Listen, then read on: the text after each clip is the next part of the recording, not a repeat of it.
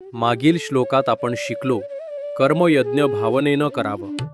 आता श्रीकृष्ण सांगतात ही यज्ञ संस्कृती स्वतः सृष्टीच्या प्रारंभीच ब्रह्माने मानवाला दिली होती. सहयज्ञाः प्रजाः सृष्ट्वा पुरोवाच प्रजापती अनेन प्रसविष्य ध्वमेश वोस्त्विष्ट कामधुक. सृष्टीच्या प्रारंभी प्रजापती ब्रह्माने यज्ञ भावनेसह प्रजांची निर्मिती करून असं सांगितलं, या यज्ञ भावनेने तुम्ही वाढाल आणि हीच तुमच्या इच्छित फळांची पूर्ती करणारी कामधेनू ठरेल. म्हणजेच यज्ञ भावना म्हणजे परस्पर सहयोग, दान, निस्वार्थता हीच मानवी जीवनाची खरी पाया आहे. जर आपण यज्ञ भावनेने जगलो तर समाज, निसर्ग आणि दैवी शक्ती सगळं आपल्याला सहाय्य करतात.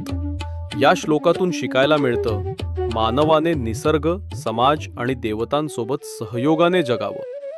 यज्ञ भावनाच खऱ्या अर्थाने समृद्धी देते. अशा अजून ज्ञानमय शॉर्ट्ससाठी भगवद्गीता शॉर्ट्स फॉलो करा. जय श्रीकृष्ण.